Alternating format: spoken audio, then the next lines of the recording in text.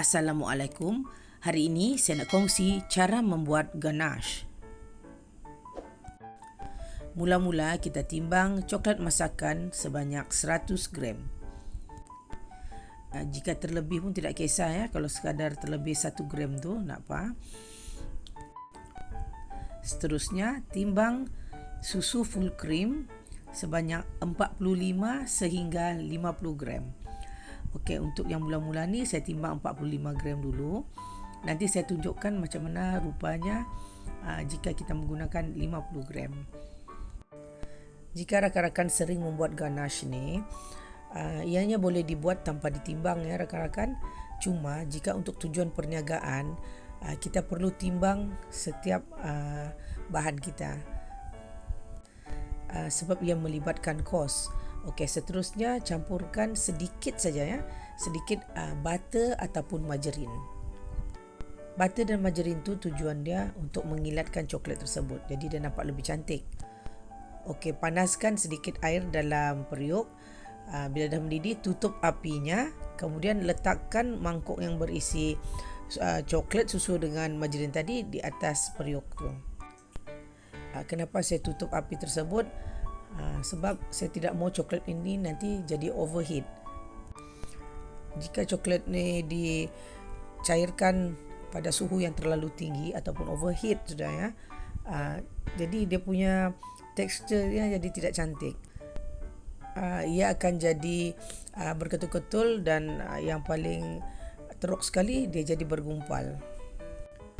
Jadi perlahan-lahan ya buat ganache ni. Okey, mungkin rakan-rakan heran kenapa coklat tadi saya tidak potong-potong ke saiz yang lebih kecil. Itu terpulang kepada rakan-rakan jika nak potong-potong kecil-kecil. Jika kita potong kecil-kecil dia akan cepat cair. Tapi ini yang saya share ni adalah kebiasaan yang saya buat. Kenapa saya tidak suka coklat masakan ni dipotong kecil-kecil? Sebab saya tidak mahu coklat ni terlalu banyak disentuh sebelum dicairkan. Sebab yang ini coklat masakan ya, bukan coklat compound. Kalau coklat compound tu lain sikit. Coklat compound dia lebih pejal daripada coklat masakan. Dan lagi pun coklat compound ni dia lebih sensitif lagi dengan suhu. Coklat masakan ni boleh dikatakan agak tahan lasak sedikit. Seterusnya kita gaul-gaulkan lah ya. Cairkan semuanya, jangan ada yang masih berketul. Jika kita tengok coklat ni semakin lambat mencair, kita boleh bukakan api, tapi api yang paling kecil. Jika kita dah buka api, kita kena sering-sering sentuh mangkuk ni ya. Kalau kita terasa terlalu panas sampai tidak boleh disentuh, itu dah terlampau panas dah tu. Cepat-cepat tutupkan api.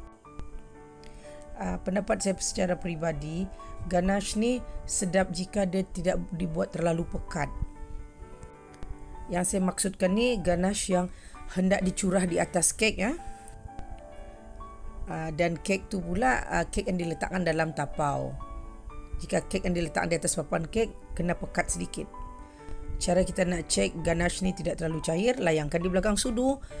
Jika kita tidak nampak permukaan sudu tu, bermakna dia ganache kita ni okey lah, tidak terlalu cair. Kuantiti susu yang digunakan boleh kita tidak timbang dengan menggunakan teknik beginilah. Okey, bila coklat tu dah semua cair merata, okey, jangan lupa di bawah mangkuk ni kita kena lap. Sebab ada wap air tu kan. Wap air ni tidak boleh menitik di atas coklat tu nanti. Okey, ini pula saya tambah 5 gram lagi. Tadi 45 gram, jadi sekarang jadi 50 gram. Ganache ni dia memang semasa kita cairkan dia memang nampak cair ya. Tapi bila dia dah menyejuk kepada suhu bilik, dia akan menjadi agak pekat. Jika kita dah tambah susu macam ni, kita tidak perlu letak di atas periuk pun, di atas periuk tadi pun boleh. Kita gaulkan saja.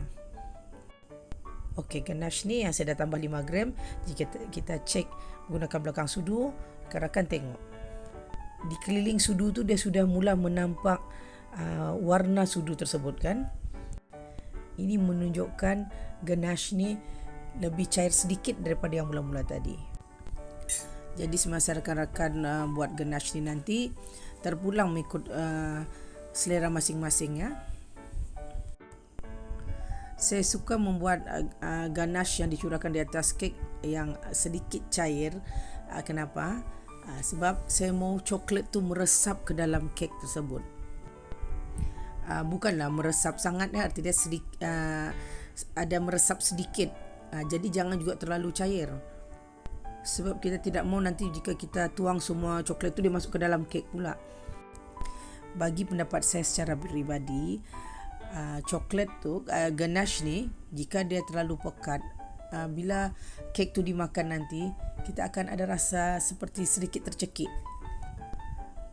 Bukan juga dikatakan tercekik, tapi bila kita makan banyak kek tu, kita akan mencari air, kita nak minum air.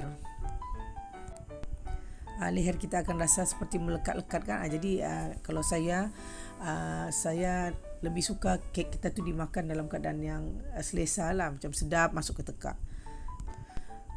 Okey, ganache ni tadi saya curah di bahagian tengah kek. Okey, dan jangan dicurah semua ya. Ini daripada tengah tu kita ratakan ke tepi-tepi. Nampak tu ada yang coklat yang ada masuk sedikit ke dalam kek tu kan. Okey, jadi yang coklat selebihnya tu, yang akhir sekali barulah kita curah. Sudah kita ratakan semua di semua permukaan, baru kita curahkan yang terakhir tu. Sebab jika kita curah semua sekali nanti, kita tidak sempat meratakan di keliling kek ni. Sebab dia kan cair kan. Jadi banyak jatuh ke tepi pula. Okey, curahan kita yang kedua ni dia bertujuan untuk menampakkanlah presentation lah kiranya. Nampaklah kek ganache tu cantik berkilat lah di atas kek tu. Dan bila kita dah ratakan semua, segeralah kita tabur dengan coklat rice. Sebab kalau kita biar lama-lama nanti, takut dia akan meresap lagi pula ke dalam kek tu. Jadi coklat rice tu nanti nampak macam terletak sajalah di atas kek tu, dia tidak melekat. Ganache ni kepekatan dia terpulang kepada rakan-rakan ya sebenarnya.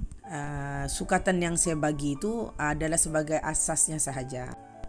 Jika rakan-rakan suka pekat, tambahlah lagi sedikit dia punya coklat. Jika sudah mendapat sukatan yang menepati cita rasa rakan-rakan, kekalkan sukatan atau resepi tersebut, dan itu yang akan menjadikan kek rakan-rakan nanti mempunyai identiti tersendiri. Seperti mak saya, kalau dia buat, dia agak-agak saja, cuma coklat saya dia suka, kemudian susu tu dia main agak-agak, tengok cair seperti mana yang dia mau. Untuk tujuan perniagaan, sebaik-baiknya kuantiti bahan disukat, sebab kita mau mengekalkan standard kek kita.